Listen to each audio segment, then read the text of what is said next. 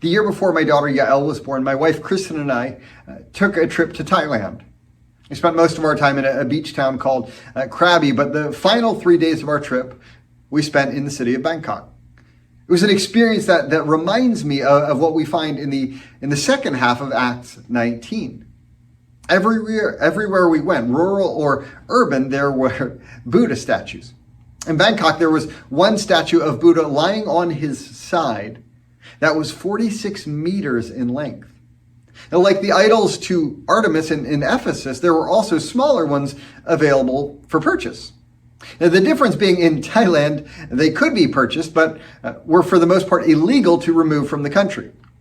That wasn't really a problem for us as we weren't in the market for new idols, but it was curious. And I can imagine how a riot like the one in Ephesus could happen. And so much of the economy was built around these idols. And our passage states, about that time there arose a great disturbance about the way. A silversmith named Demetrius, who made silver shrines of Artemis, brought in a lot of business for the craftsmen there. He called them together along with workers in related trades and said, "You know, my friends, that we receive a good income for this business. And you see and hear how this fellow Paul has convinced and led astray large numbers of people here in Ephesus and in practically the whole province of Asia." Demetrius wasn't particularly concerned for Artemis's honor or worship. He was simply being pragmatic. If people cease worshiping Artemis, they won't buy idols to Artemis. If they don't buy idols to Artemis, what will happen to my business? The gospel had a strong economic impact on the region. And notice the allegation against Paul. He says that that gods made by human hands are no gods at all. Is that true? Did Paul say that? That sounds like something Paul might say. In Paul's Mars Hill address, he stated, "Therefore, since we are the descendants of God, we ought not think that the divine nature is like gold or silver or stone, an image formed by human skills and thoughts." Or in Romans, although they claimed to be wise, they became fools and exchanged the glory of the immortal God for images made to look like mortal human beings and birds and animals and reptiles. That's not the same message, but it's a similar theme.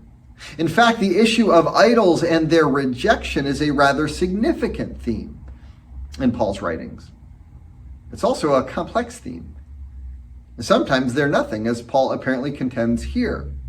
Now, other times, like in 1 Corinthians, wherein Paul discusses the avoidance of food sacrificed to idols, he says the sacrifices of pagans are offered to demons, not to God, and I do not want you to be participant with demons.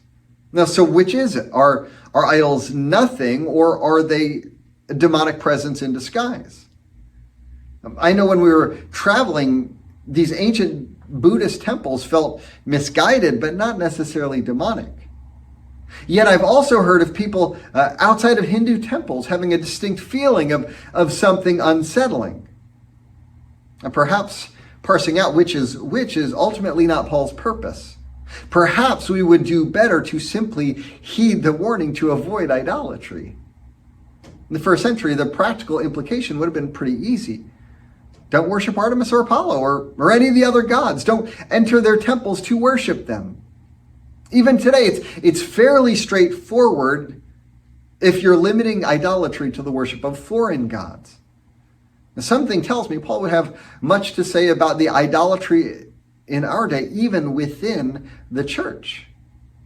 Idolatry in terms of those ultimate allegiances we are so willingly bestow on things other than God. We may not be fashioning idols out of gold and silver, but we're no less tempted to worship things fashioned by human hands. May it not be so with us. May our worship be faithful and true and worthy of Him. Have a blessed week.